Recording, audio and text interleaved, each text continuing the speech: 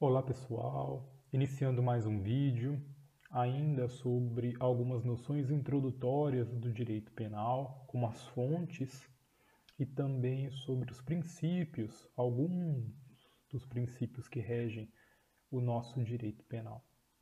Quanto às fontes do direito penal, nós temos a fonte material, que é vinda, que provém da união, nos termos do artigo 22, inciso 1 da Constituição Federal. Mas não só da União, como eu já havia mencionado no vídeo anterior, porque excepcionalmente os estados poderão legislar acerca de questões específicas de direito penal se houver lei complementar que permita, conforme dispõe o parágrafo único do artigo 22 da nossa lei fundamental, da nossa Constituição Federal.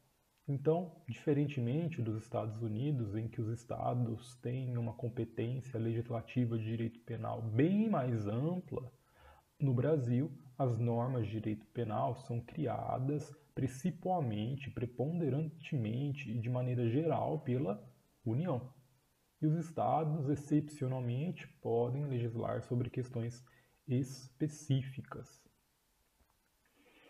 Além da fonte material, nós temos as fontes formais do direito penal. A fonte formal imediata é a lei. A lei devidamente criada pelo Poder Legislativo, discutida, depois sancionada pelo Presidente da República, é a fonte imediata do direito penal. Fonte formal imediata. Já a fonte formal mediata, ela divide-se entre a Constituição Federal, a jurisprudência, a doutrina, os tratados, as convenções internacionais de direitos humanos, também os costumes, os princípios gerais do direito, inclusive atos administrativos. Por exemplo, quando a gente trabalha com a portaria que rege todas as substâncias que podem ser consideradas como entorpecentes, como drogas, para fins de aplicação da Lei 11.343 de 2006, a lei nacional e vigente sobre o combate ao tráfico de entorpecentes. Então, fontes do direito penal, material, União, excepcionalmente os estados, formal, imediata, a lei, imediata, Constituição, jurisprudência, doutrina, tratados, dentre outros.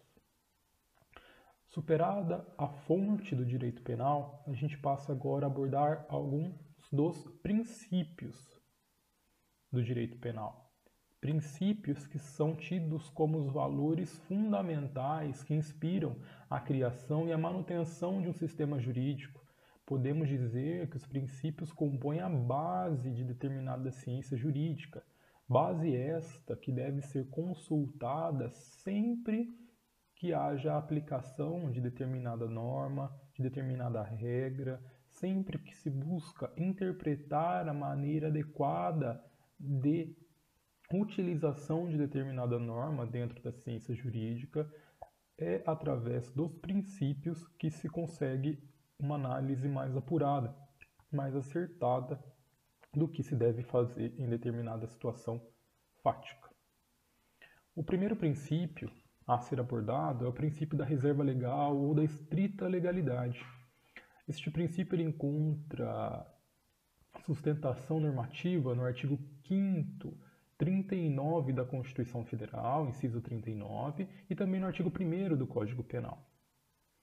E ele se trata do quê? De uma cláusula pétrea, ou seja, ele não permite alteração em uma nova Constituição. É uma norma que deve prevalecer no nosso ordenamento jurídico, que compõe e que integra a base do direito penal. O princípio da reserva legal ou estrita legalidade, ele consiste no fato de que não haverá crime sem uma lei anterior que o defina, nem pena sem prévia cominação legal. Então você precisa de uma lei, um ato normativo que observe todo o processo legislativo adequado e que se torne uma lei em sentido formal para que posteriormente um fato possa nela ser adequado. Ou seja, trata-se aqui, como mencionado anteriormente, de uma garantia do direito penal. Ou seja, quando o indivíduo pratica um fato, ele já sabe que aquele fato é tido por criminoso, bem como a sanção que lhe será aplicada no caso de uma condenação. Ou seja, não é possível que posteriormente a um fato este seja incriminalizado e aplicado para situações anteriores. Isso não é possível, apenas para situações posteriores.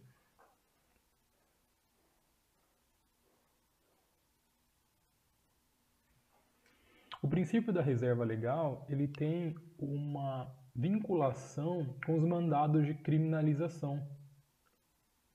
A nossa Constituição brasileira, seguindo o modelo de várias constituições europeias, ela trouxe mandados expressos e tácitos de criminalização. Esses mandados de criminalização que estão na nossa Constituição indicam matérias sobre as quais o legislador ordinário, no caso o deputado, o senador, eles não têm discricionariedade. Eles têm obrigação de tratar acerca dessas matérias, diante do alto grau de importância delas, a fim de proteger determinados bens e interesses de forma adequada e, dentro do possível, de maneira integral. Acerca do mandado de criminalização implícito, nós podemos mencionar o combate eficaz à corrupção eleitoral, que é um exemplo do professor e promotor Kleber Masson, que o combate eficaz à corrupção eleitoral é um exemplo de mandado de criminalização implícito. E dentre os explícitos expressos, nós temos o combate ao racismo, ao tráfico, à tortura, que estão no artigo 5º, inciso 42, inciso 43, inciso 44 e também em outras partes da nossa Constituição, ou seja, matérias que são tão caras à nossa sociedade que o Constituinte ele já determinou que elas devem ser, sim, obrigatoriamente tratadas pelo legislador e de uma forma adequada e, sempre que possível, integral. Aliado ao princípio da reserva legal e também baseado no artigo 5º, inciso 39 da Constituição e no artigo 1º do Código Penal, nós temos o princípio da anterioridade, que eu também acabei mencionando quando eu falei do princípio da reserva legal. Porque o princípio da anterioridade impõe que, anteriormente ao fato, nós tenhamos uma lei que trate daquela situação e a incrimine e sancione. Então, a reserva legal exige lei em sentido formal para que um crime seja criado e a pena seja indicada e posteriormente aplicada. E o princípio da anterioridade, ele exige que esta lei, em sentido formal, seja criada anteriormente ao fato. Trata-se, como disse, de garantia. Além desses princípios, nós temos o princípio da individualização da pena, que está no artigo 5º, inciso 46 da Constituição Federal. Lá é dito que deve-se distribuir a cada indivíduo o que lhe cabe. O princípio da individualização da pena, ele desenvolve-se em 3 planos. O legislativo, quando se cria o crime e a pena.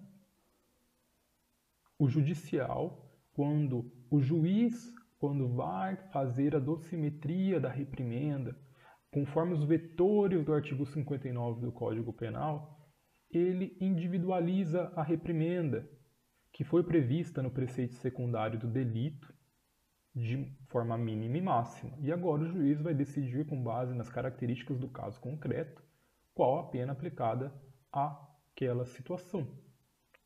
E além da perspectiva judicial e legislativa da individualização da pena, ela também deve ser observada e realizada de uma maneira administrativa, ou seja, quando da execução da pena pelos órgãos de administração penitenciária. Ou seja, mesmo na execução da pena, a individualização ainda deve ser devidamente observada. Bom, por hora são esses princípios que eu trouxe para os senhores e para as senhoras, e na próxima conversa trarei mais princípios que são necessários para a bem utilização do direito penal, para a correta análise desta ciência jurídica. Eu agradeço a atenção de todos os senhores e senhoras e até uma próxima.